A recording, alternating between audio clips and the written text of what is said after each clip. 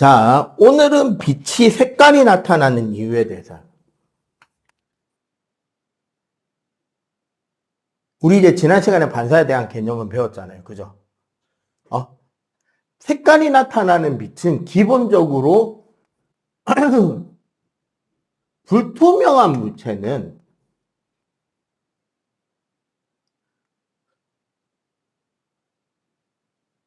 물체의 색만 반사를 할 수 있고요.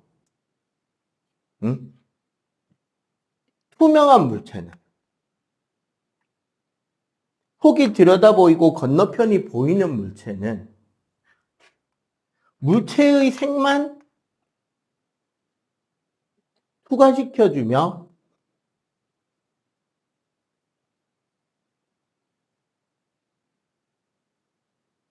나머지 색깔을 전부 다 흡수해버립니다.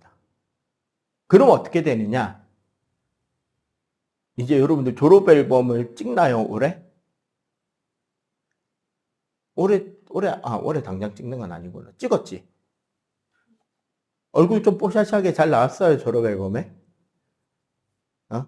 별로 마음에 안 들어? 되게 재밌는 거 하나 보여줄까? 얼굴 하얗게 만들기. 지금 여러분들이 보는 선생님 피부보다 캠에 보이는 선생님 피부가 더 하얗잖아. 그 이유가 뭔지 알아요? 주위가 어둡잖아. 그러니까 카메라가 밝게 맞춘단 말이야. 더 밝게 보이게 해줄까? 자. 어때?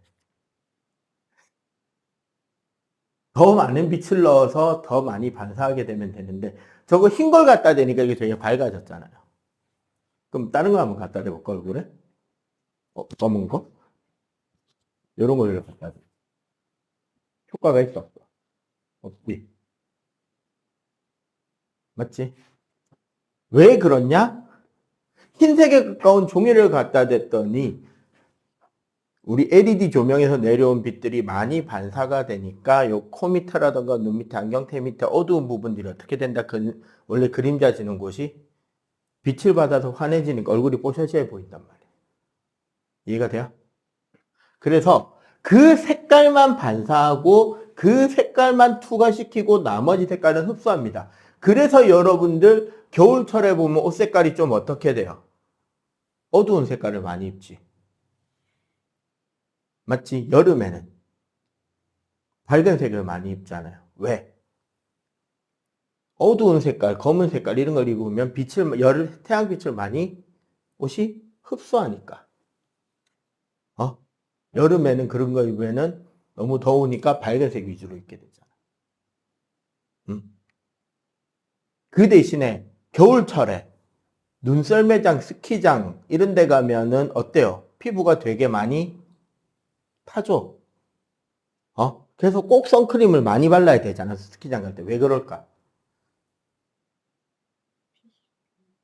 그치. 햇빛에서 바로 받는 빛도 있는데 눈에 반사돼서 들어오는 빛도 또 있다는 거야.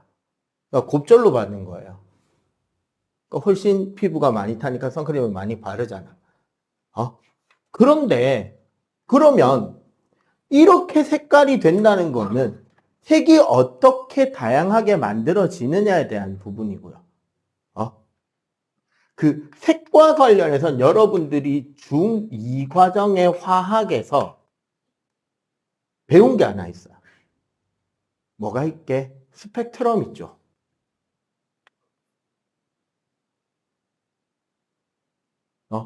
스펙트럼 배울 때 뭐였어요? 불꽃 반응에서 나오는 빛을 프리즘이라는 분광기로 분광했더니 여기에 색깔별로 선들이 나타나더라. 맞지? 그러면 이게 불꽃 반응이 아니라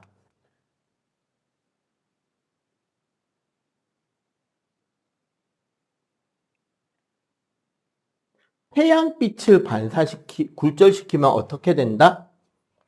태양빛 같은 경우는 색깔에 따라서 빛이 나뉜단 말이에요. 우리가 무지개 만들어진다 하잖아요. 그 이유가 뭐냐면 붉은색 빛은 좀 덜 꺾이고 상대적으로 파란색, 보라색 쪽의 빛이 좀 더 많이 꺾여요. 그래서 태양빛 같은 경우는 우리가 백색광이라 그래서 모든 색깔을 다 포함하고 있던 빛이거든. 모든 색깔의 빛이 다 섞여 있던 빛인 태양빛이 원래는 빛의 파장이라는 게 있어. 근데 이 파장이라는 개념은 우리에게는 뭐로 느껴지냐면 색깔로 느껴진다. 그 빛의 색깔에 따라 뭐가 달라진다?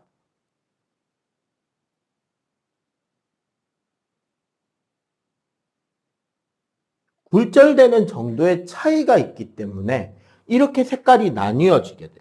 이렇게 색깔이 나뉘어지는 현상을 우리는 뭐라 그러느냐? 분산이라고 합니다. 그런데 이 분산에 대한 개념은 현재 중등과정 빛 단원에서 가르치진 않아요. 왜? 불꽃 반응하면서 하니까. 그죠? 그럼 우리는 이런 생각해 볼 수 있지 않을까? 프리즘에서 단색광이 여러 색깔로 나뉘어지잖아. 그럼 이 여러 색깔의 빛을 모으면 다른 색깔을 만들 수도 있다라는 생각이 들죠. 그지? 그러니까 어떻게 되냐? 그래서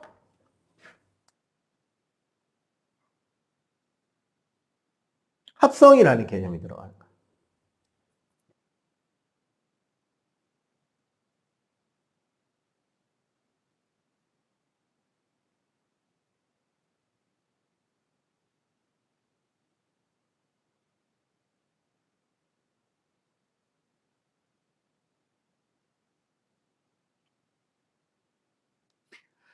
여러 가지 색깔의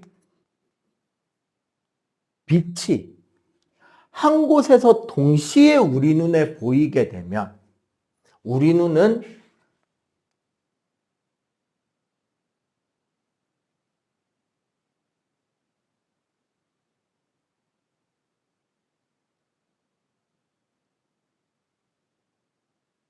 그 빛이 합성된 빛으로 우리 눈에 보이게 된다는 거예요.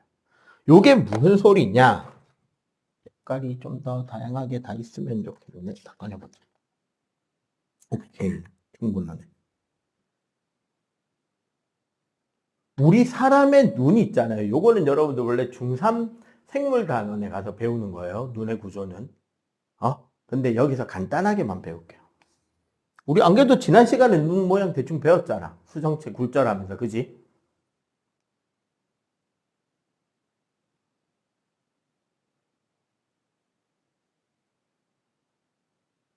실제로 우리 사람의 눈은 막이 3개예요. 제일 안쪽에가 망막이라 그래서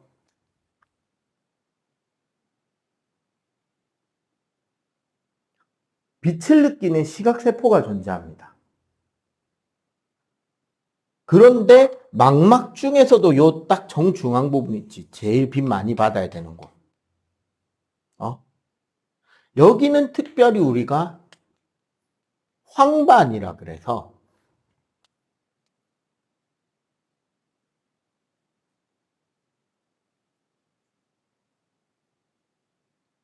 색깔을 느낄 수 있는 세포들이 존재하는데 그게 몇 가지냐? 3가지가 있어요.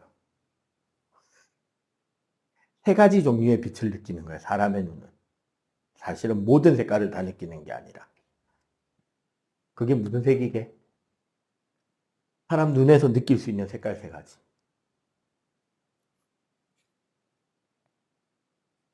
빨강,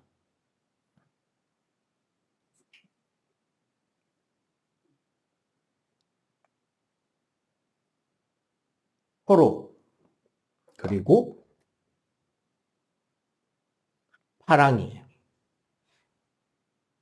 우리 사람이 느낄 수 있는 색깔은 사실은 빨초파 3가지야. 어떻게 느끼냐면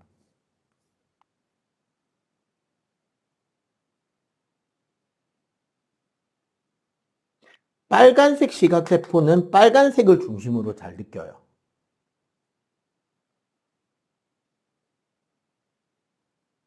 응? 이거 맞지? 초록색 시각세포는 초록색 그 빨간색하고 좀 많이 붙어서 초록색을 중심으로 잘 느껴. 그리고 파란색 시각세포는 혼자 좀 떨어져서 파란색, 보라색 쪽을 잘 느껴요.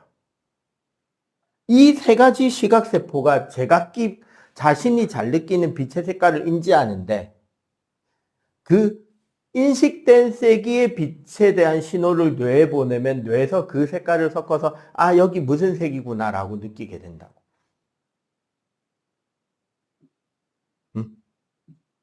그래서 우리 컴퓨터 모니터랑 연결하는 그 모니터 연결줄을 RGB 케이블이라고 하는 거야. 레드, 그린, 블루 케이블. 실제로 거기서도 RGB에 대한 신호를 보내거든요. 각 위치에 대한. 그런데 말입니다. 그러면 겹치는 데는 무슨 색깔이 나오는지 궁금하잖아요. 자, 빨강이랑 초록이 같이 겹치면 노랑이 나오고요.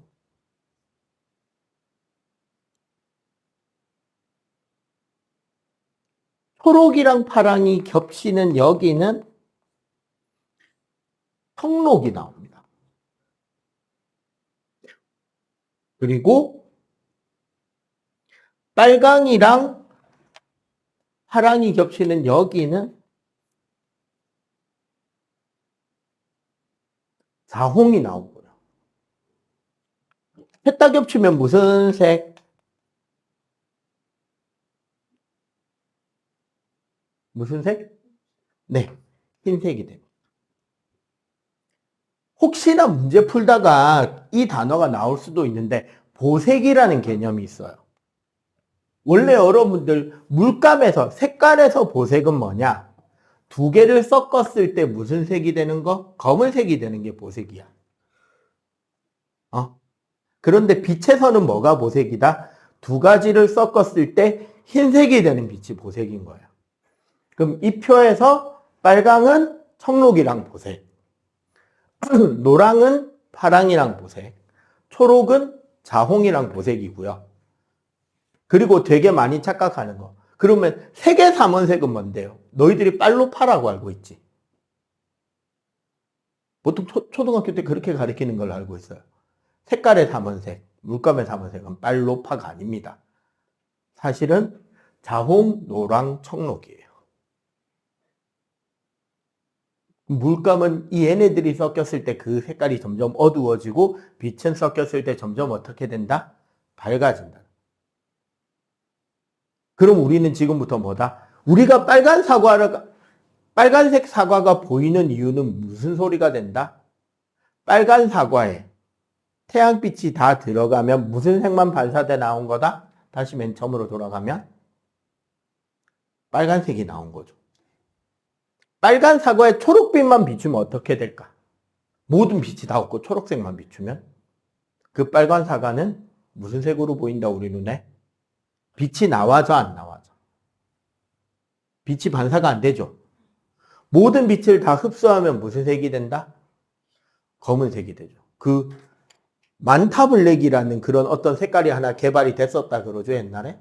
옛날도 아니지, 얼마 전이죠. 빛을 99.7% 흡수하는 물감이던가?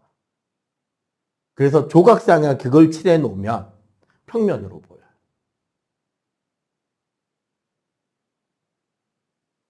빛이 반사가 안 되니까 거리감이 없을 거 아니야.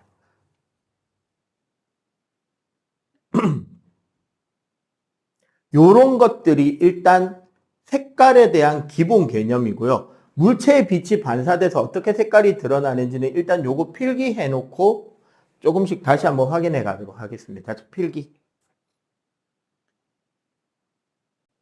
여러분들 전명화라고 알아요, 혹시? 그 되게 유명한 작품이잖아. 무슨 날의 오후인가? 앞에 보면은 검은색 정장 입은 신사랑 드레스 입은 숙녀가 이렇게 양산 속을 이렇게 걸어가고 있고 저 뒤에 보면 숲에 이렇게 잔디밭에 사람들 드러누워서 일광욕하는 그림.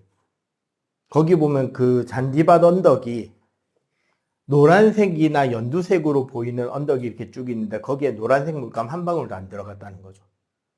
전부 다 사실은 가까이서 가서 확대해서 보면 어떻게 보인다? 빨간 잉크랑 초록색 잉크를 점을 교차해서 찍어서 보이는 거야. 그리고 여러분들 핸드폰 액정도 똑같습니다. 여러분들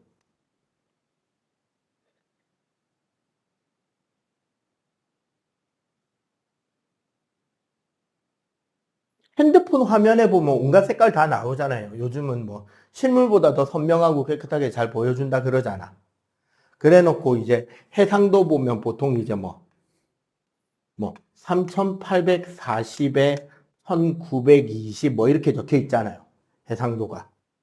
이게 뭐냐면 여기 한 빛을 내보이는 점 개수가 세로로 3840개, 가로로 1920개가 꽂혀 있다는 거야.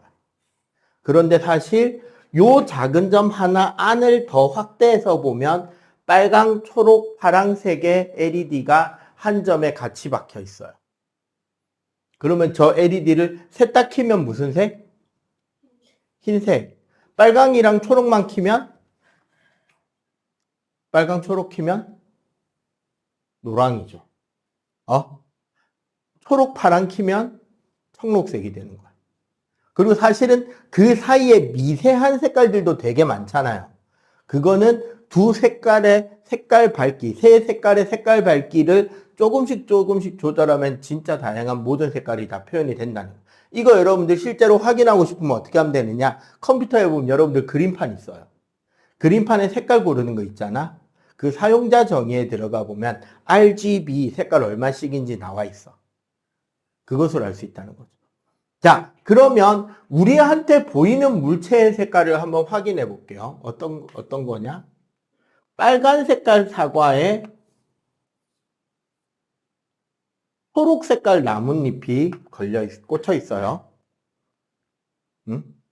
이 나뭇잎의 색깔을 구별할 건데, 빨간빛, 초록빛, 파란빛, 노란빛, 청록빛, 자홍빛, 흰빛에서 각각 어떻게 보이느냐. 자, 여기 초록색이라는 말은 뭐다? G는 반사하고 나머지는 흡수한다는 말이죠. R이라는 말은 R은 반사,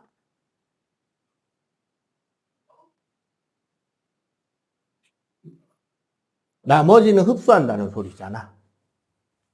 그러면은 일단 위에 초록부터 할까요? 빨강은 흡수되니까 안 나오죠. 안 나오면 검은색이 되는 거야. 초록은 반사되니까 초록, 파랑은 흡수. 자, 여기서부터죠. 노랑이랑 결국 뭐가 되느냐?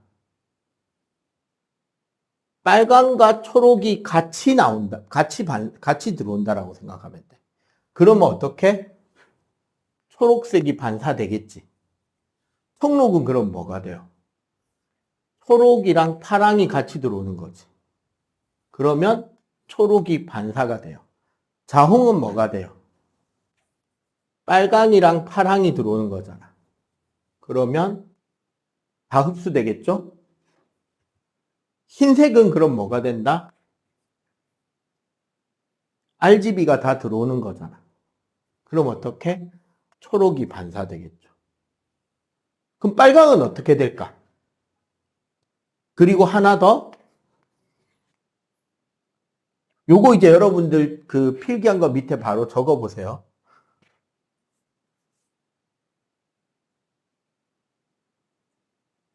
노란 색깔 바나나는 무슨 색으로 보일지 쭉 한번 적어 보세요.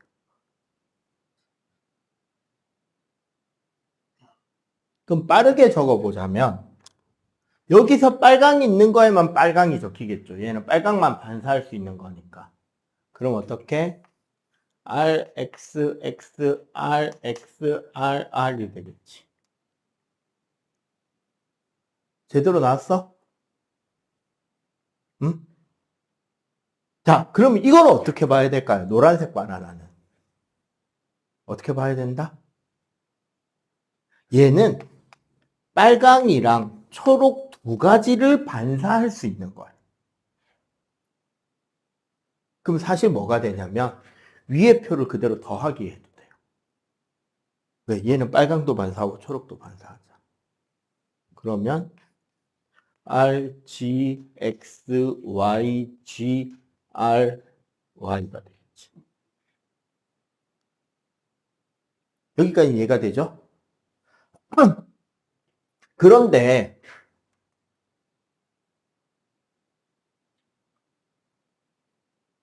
조심해야 될 게 두 개가 있어요. 그림자 만들기 한 가지하고 한 가지 더는 뭐냐면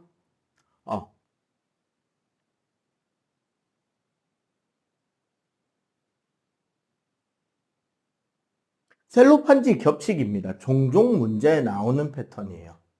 그림자 만들기는 뭐냐?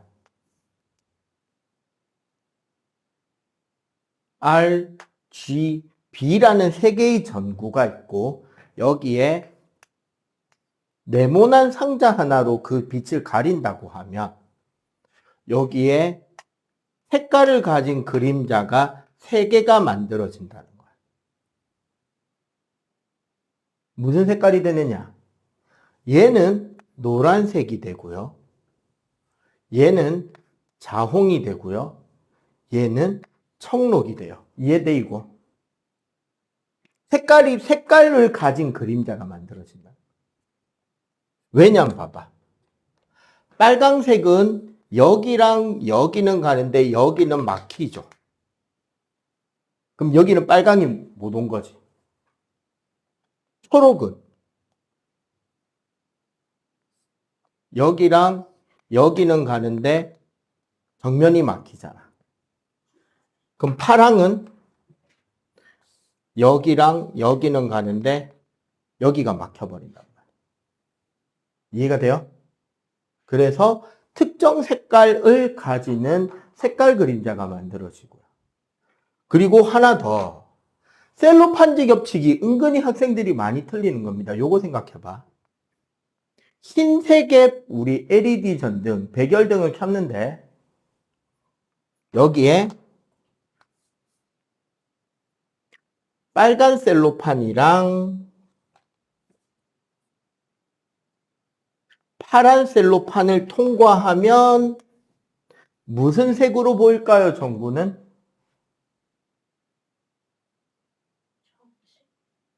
네, 이러면 틀리는 거죠.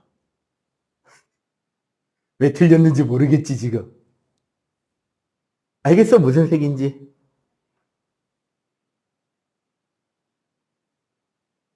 자, 요렇게 생각하면 돼.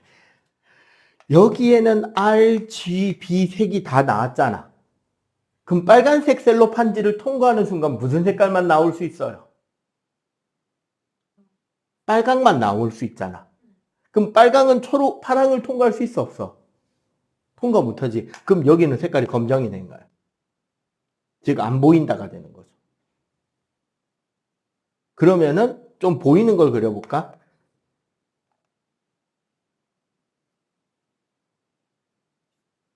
청록하고요.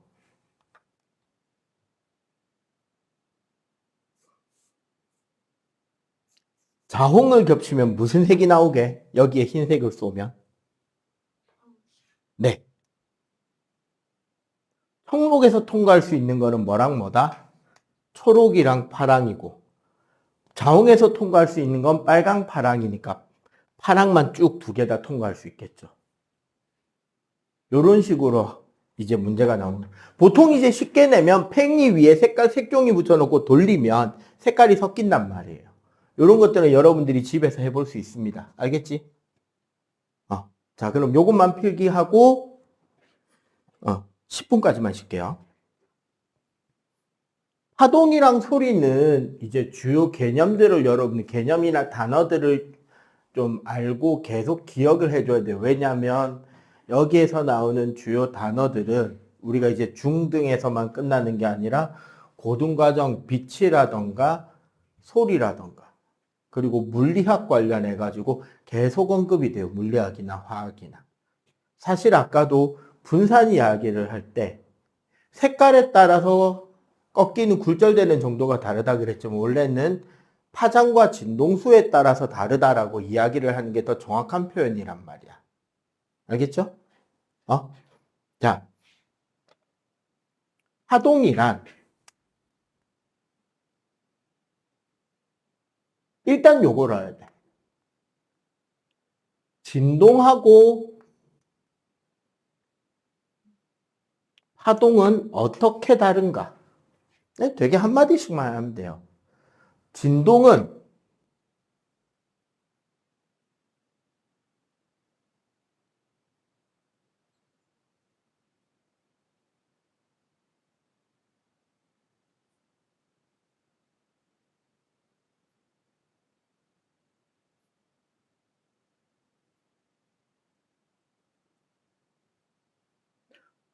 어떤 물체나 물질의 한 부분이 제자리에서 자기 혼자 계속 왔다 갔다 떨리는 걸 우리는 진동이라 그래. 그럼 파동은 뭐냐면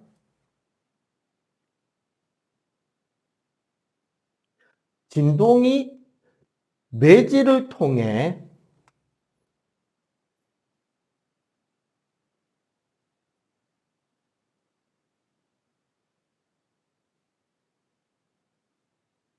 주위로 퍼져나가는 게 파동이에요. 그럼 무슨 소리냐? 예를 들어서 저기 우리 이제 학원 가까이에 야구장 있다. 그치? 저쪽에. 사진 야구장 있잖아.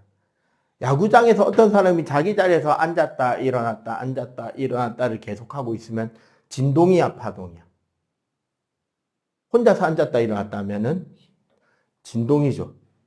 그런데 거기 모여있는 그 관람객들이 전부 다 박자에 맞춰서 우와 일어났다가 앉았다 일어났다 앉았다 하면서 그 쭉 파도 타기 응원하고 있으면 그건 뭐로 볼 수 있다? 그건 파동이라 볼 수 있는 거지. 자, 그래서 이 파동에 대해서 이야기를 할 때 자주 나오는 말들이 있어요. 자, 첫 번째 파원.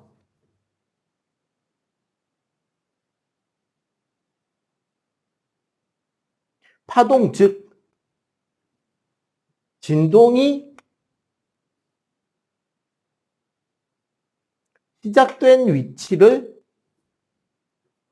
시작된 위치나 시작된 물체를 우리는 파원이라고 그래요. 빛의 파원은 배웠죠. 뭐였게? 빛의 파원? 광원이었어요. 중학교 2학년 과정에 지구과학 파트에 지진이라는 걸 배우게 될 것 같은데 지진의 파원은 진원입니다. 자, 그럼 퀴즈. 소리의 파워는? 한문 공부 열심히 하라는 뜻에서 이 잔소리를 하는 거예요. 소리의 파워는? 소리, 네, 맞아요. 음원이에요. 이 파원이 제일 중요한 건 뭐냐면요.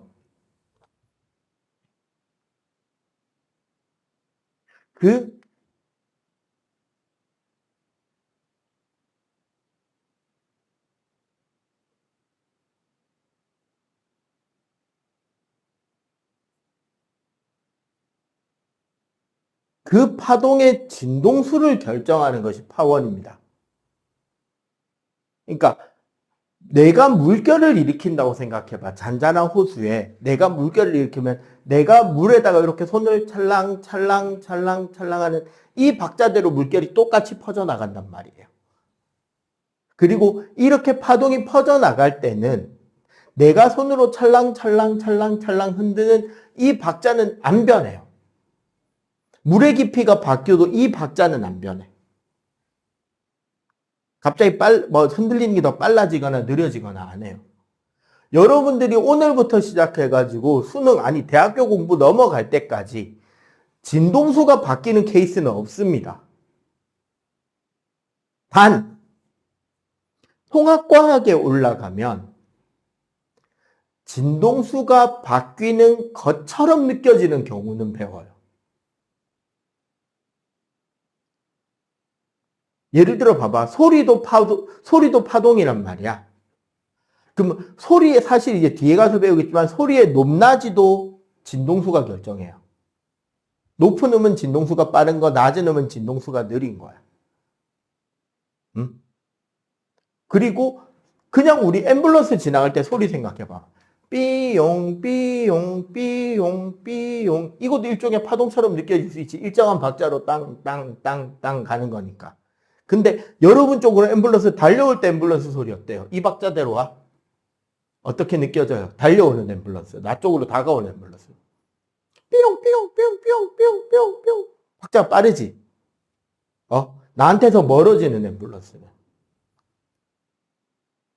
히히히히. 박자도 느려지죠, 희한하게. 앰뷸런스에서 막 소리를 바꿀까? 아니죠. 파원이 나한테 다가오느냐, 나한테서 멀어지느냐에 따라서 듣는 내가 다르게 들을 수는 있어. 이해가 가요? 나한테 파동이 눌러지니까 진동수가 빠른 것처럼 느껴지고 나한테서 멀어질 때 파동이 이렇게 쭉 늘어나 버리니까 느린 것처럼 느껴지는 거야. 그 케이스를 제외한다고 치면 진동수는 변한다, 변하지 않는다. 이것도 기억해 줘야 돼요. 진동수 변한다, 변하지 않는다. 절대 변화하지 않습니다. 알겠지? 자, 두 번째, 매질.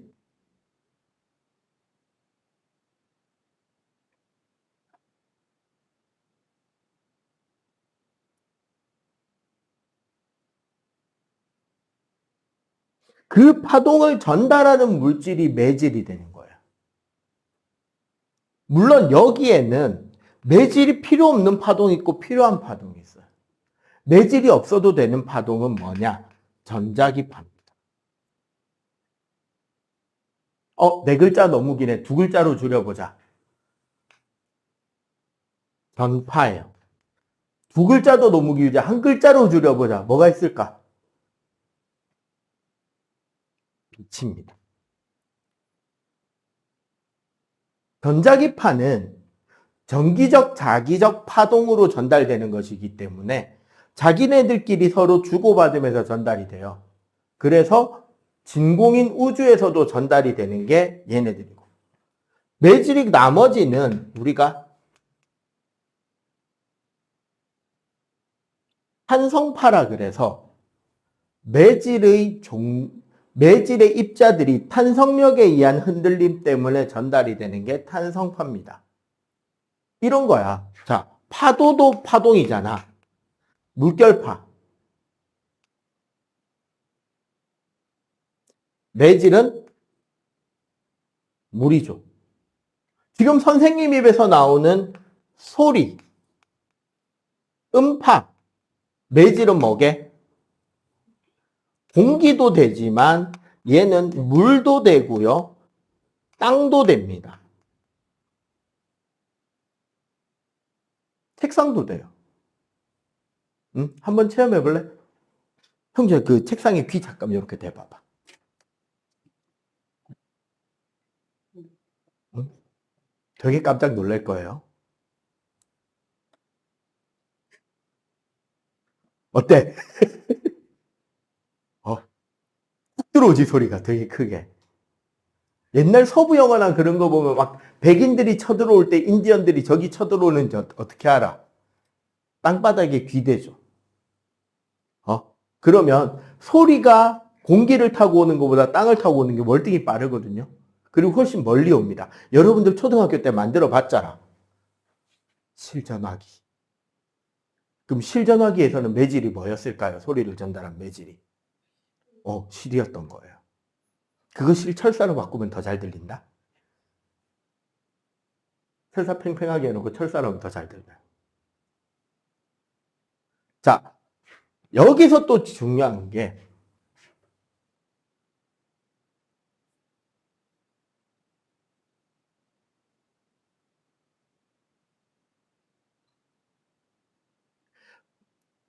파동은 그러면 봐봐.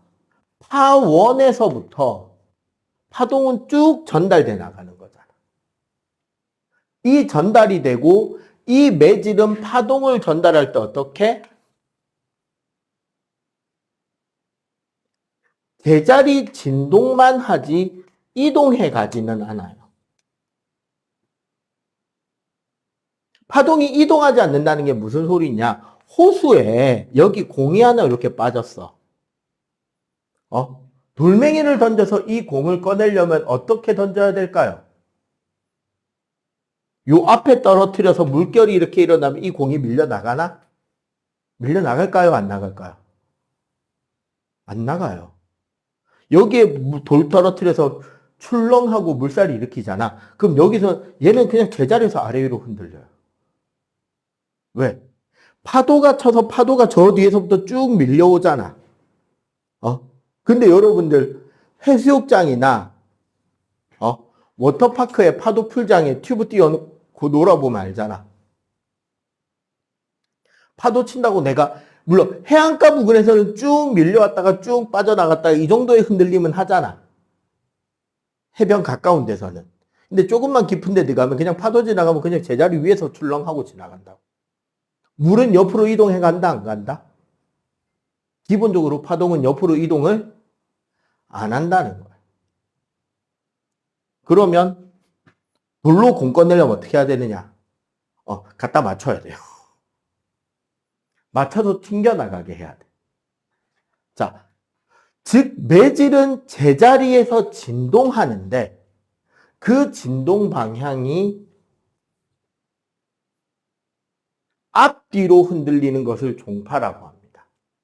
이 진동이 앞뒤로 흔들리면 어떤 모습으로 보이냐? 여기 모여진 곳에 여러분들 무지개링이라는 장난감 알죠? 이거. 그 장난감이 선생님 손에 있다고 생각해봐. 그러면 이 무지개링이 이제 뭐가 될 거예요? 매질이 될 거 아니야. 얘를 앞뒤로 흔들면 좁아진 부분이 쭈르륵 전달돼 갔다가 쭈르륵 튕겨오잖아.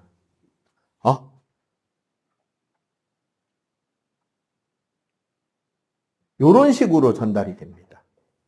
이렇게 가는 것을 우리는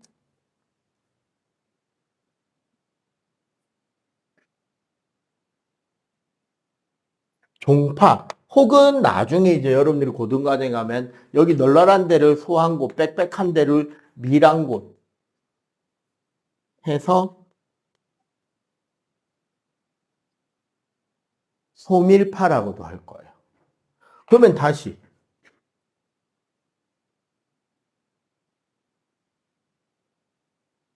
파원에서 쭉 전달이 돼 가는데 파동이 아래 위로 흔들리는 경우는 그럼 파동 그림이 어떻게 될까요? 이렇게 그려질 거 아니야. 위아래 위아래. 실제로 위아래라는 건 여기 있는 점이 요 위로, 여기 있던 점은 요 밑으로, 여기 있던 점은 요 위로 이렇게 아래 위로 올라가는 거지. 이런 파동을 우리는 횡파 혹은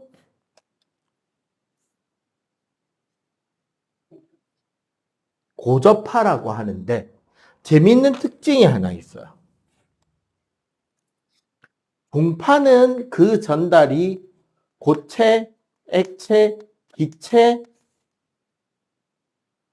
매질 가능입니다. 종파는 매질을 안 따져요. 고체든 액체든 기체든 다 돼. 횡파는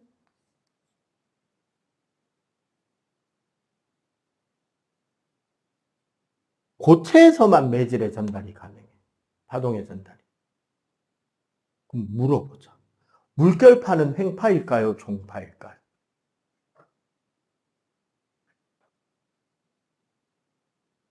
중학교에서는 횡파라고 가르쳐요. 물결파를. 근데 실제는 회전파라 그래서 횡파와 종파가 같이 전달됩니다. 파도 칠 때 파도 위에 튜브 띄워놓고 거기서 놀고 있으면 어떻게? 파도가 다가올 때 파도 쪽으로 끌려갔다가 파도가 지나갈 때 붕 위로 올라갔다가 파도 지나가면 앞으로 싹 밀려갔다가 다시 제자리로 돌아와 버린단 말이야. 그래서 이렇게 빙글 돌아요. 튜브가. 그지? 이건 뭐다? 상하 진동하는 횡파 진동이랑 전후 진동하는 종파 진동이 같이 오기 때문에 이렇게 빙글 도는 거예요. 튜브가. 근데 일반적으로는 우리가 종파와 횡파를 구별하게 되고요. 종파의 예로서는 소리, 초음파, 그리고 지진파의 P파가 여기에 속하고요. 횡파의 얘는 매질이 필요 없는 파긴 하지만 전자기파 역시 횡파의 성질을 띱니다. 그리고 지진의 S파, 세컨더리파가 여기에 속해요. 그래서 지진파의 이 횡파적 특성 덕에 우리 지구 내부의 외핵이 액체인 걸 밝혀낼 수 있었습니다. 자, 그러고 나면 여러분들 저기 요 앞바닥죠. 저기 파동의 표시 그래프 있거든요. 21쪽에.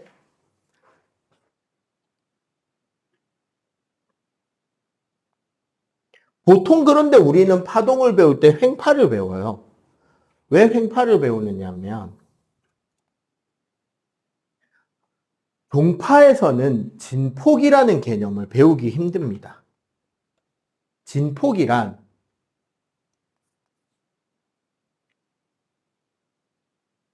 각각의 매질들이 원래는 이렇게 다 기준선에 있다가 얘는 지금 올라가서 여기 있는 거고 얘는 내려와서 여기 있는 거잖아. 이렇게 아래 위로 위치가 변하는 걸 변위라 그래요. 그리고 그 변위의 최대값,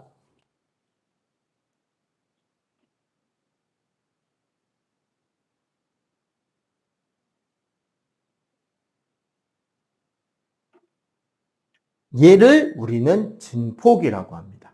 아래 위로 얼마나 흔들리느냐. 그 다음에 이 그래프를 보면 선생님 그래프 같은 거 이야기할 때 늘 X축, Y축 잘 보라 그러잖아. 요 X축이 거리냐 시간이냐가 제일 중요한데 파동에서요. 이런 파동의 형태에서 가장 높은 지점 있죠. 진폭이 제일 큰 두 군데 중에. 가장 높은 지점을 우리는 마루라고 해. 아이스크림에 마루라는 그 이름 들어가는 아이스크림 있죠. 뭐 있어? 호두마루, 녹차마루 있잖아. 그 아이스크림 봉다리에 찾아보면 문구가 한 줄 적혀 있어요. 마루란 순우리말로 가장 높은 곳, 가장 뛰어난 것을 말합니다. 그래서 순우리말로 산꼭대기를 뭐라 부른다? 산마루라 그래요. 이때 마루에서 그 다음 마루까지의 요 간격이 거리일 때는요.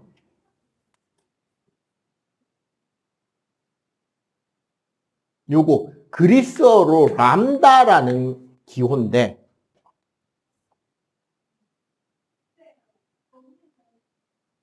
파장이라고 해요. 그리고 이게 시간이 돼버리잖아. 그러면 대문자 t를 써서 주기라고 하는데 얘네들은 뜻을 좀 세밀하게 봐줘야 돼요. 파장은 한 번 왕복하는 동안 진행하는 거리가 되는 거고 주기는 1회 왕복하는데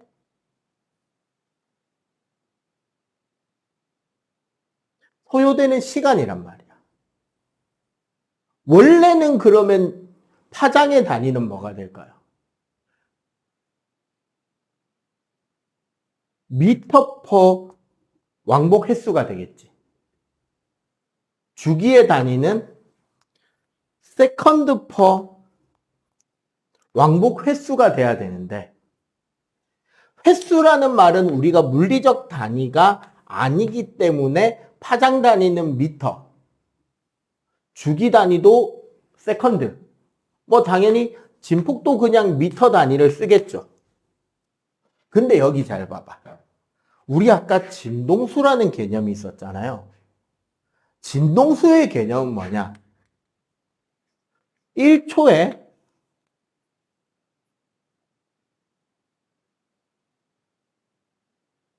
1초에 왕복할 수 있는 횟수예요. 단위는 헤르츠를 쓰지만 원래는 그럼 뭐가 된다? 횟수 퍼 세컨드가 되잖아. 물론 횟수가 물리적 단위가 아니긴 하죠. 이렇게 되면 무슨 관계가 성립한다? 진동수와 주기 관계는 역수가 되지.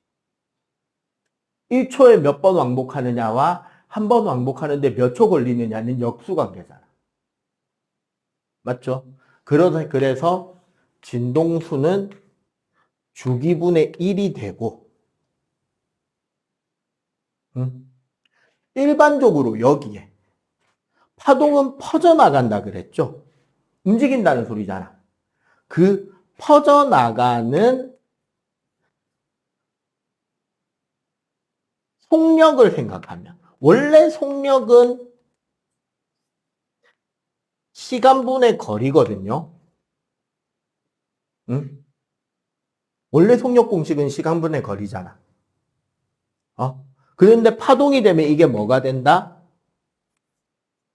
주기분의 파장이 돼요. 맞지?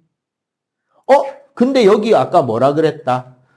주기분의 1은 뭐가 된다? 진동수가 된다 그랬지. 그러면 뭐고 계산이 될 수 있다? 파장 곱하기 진동수도 속력을 결정하는 공식이 될 수가 있겠다. 요건 순수 개념이라서 여러분들이 좀 기억을 좀 해 주셔야 됩니다. 다음 주 테스트가 여기서 많이 나올 것 같다. 그치? 색깔은 별로 물어볼 거 없었잖아요. 맞지? 자, 필기하세요. 자, 소리란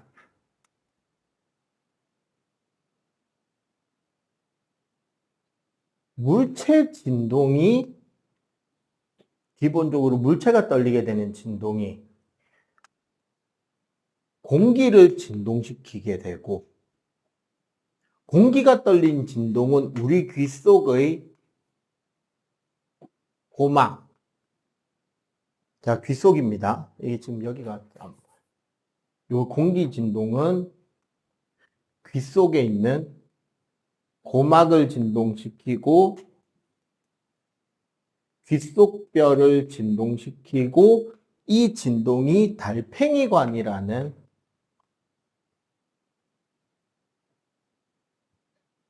으로 전달이 되면 달팽이관에 청각세포가 있어요. 그래서 신경을 지나 우리 뇌가 그 소리를 듣게 되는 거지. 그러니까 여기서 여기까지는 음파죠. 여기서부터는 말 그대로 역학적 진동이 되는 거예요.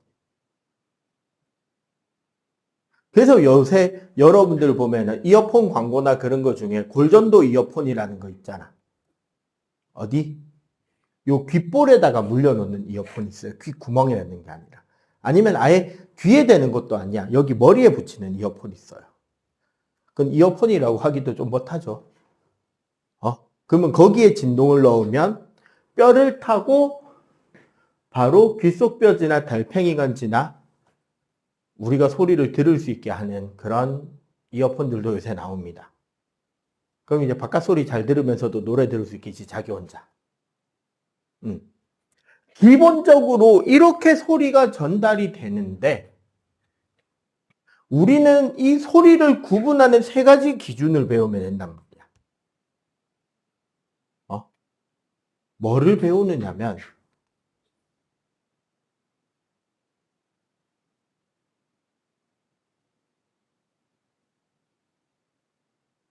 소리의 크기, 작은 소리가 있고 큰 소리가 있잖아. 그지? 이 소리의 크기는 뭐가 결정하냐면 그 음파의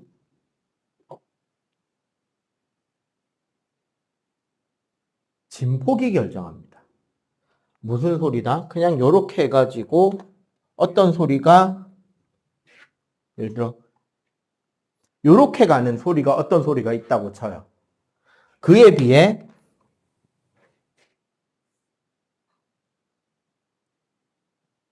이렇게 어떤 소리가 난다면 요 진폭이 큰 게 큰 소리가 되는 거고 진폭이 작은 게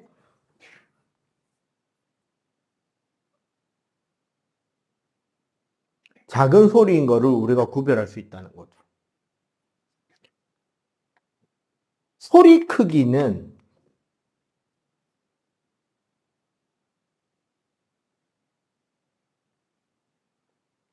데시벨이라는 단위로 측정을 하게 되는데 재밌는 것은 얘는 있잖아. 소리 크기가 10배가 되면 플러스 10데시벨이 늘어나게 됩니다. 그러면 소리 크기가 100배가 되면 몇 데시벨 늘어나게? 20데시벨이 늘어나는 거야. 사람이 들을 수 있는 가장 작은 소리를 0데시벨로 하고 그 크기를 기준으로 진폭을 활용해서 소리 크기가 10배씩 커질 때마다 플러스 10씩이 됩니다. 여러분들끼리 친구 귓속말에 속닥속닥이 한 3, 40데시벨 돼요. 지금부터 한 10년쯤 뒤에 네가 들을 10년? 10년보다는 덜 걸리나 이제? 3년, 6, 한 7, 8년 뒤에 네가 들을 소리가 한 150데시벨 될 거야. 총소리.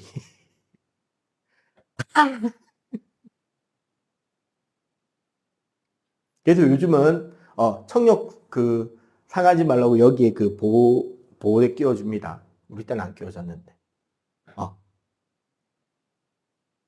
그래서 요거는 이제 우리가 주거지나 이런 데 보면 소음 방지해가지고 공사장이나 그런 데 보면 측정하고 있죠. 주변의 생활에 방해가 되는지 안 되는지 그런 걸로 제한을 두고요. 자, 두 번째 소리의 특징은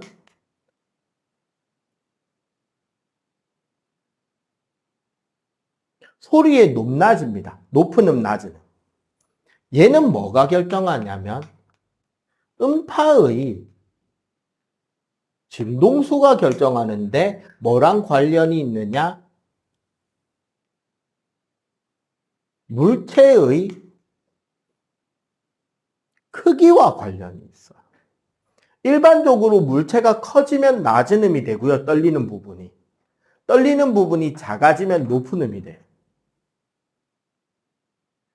요즘 들어 옛날만큼 높은 음이 안 되기 시작하죠, 이제 슬. 그지? 이제 소위 변성기가 오는 건데 어떻게 이해하시면 되냐면 혹시 이 중에 바이올린 연주해 본 사람 아니면 바이올린 만져본 사람 아이들 때 쓰던 바이올린 있죠. 4분의 3짜리. 그지? 그게 이제 어린 애들, 보통 초등학교 저학년까지의 남자, 여자애들 성대가 다 비슷해요. 크기가. 그때까지는. 근데 이제 초등학교 고학년에서 중학교 올라오는 요 부근쯤 되면 성대의 크기가 남자도 커지고 여자도 커지는데 보통 어린아이들 때는 2에서 3cm짜리가 여중생, 여고생을 거쳐서 여자 성인이 될 때는 3에서 4cm까지 늘어. 그럼 이제 무슨 소리다? 4분의 3짜리 바이올린에서 정식 바이올린이나 비올라 정도로 바뀐다고. 그런데 남자는 어떻게 되느냐? 갑자기 첼로를 줍니다. 목에. 크기가 6에서 8cm로 늘어요. 참고로 물체 크기가 2배가 되잖아? 한 옥타브가 떨어집니다. 진동수가 반이 되면서. 한 옥타브가 진짜 딱 진동수 2배 차이가 나와요. 수학적으로. 그래서 어떤 차이를 이야기할 수 있느냐?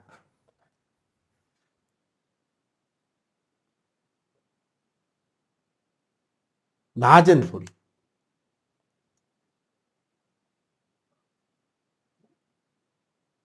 높은 소리라고 볼 수 있어요. 궁금하면 여러분들 여기 목에 손대고 도레미파솔라시도 해보면 떨리는 느낌이 오잖아. 성대에서. 그거를 해보면 느낌의 차이를 어느 정도 인식할 수가 있다라는 거지. 세 번째는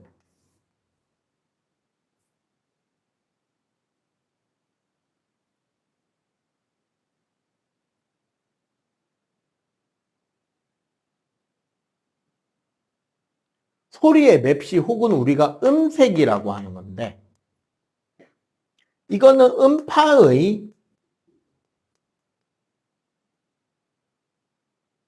파형이고 관련 있는 게 뭐냐면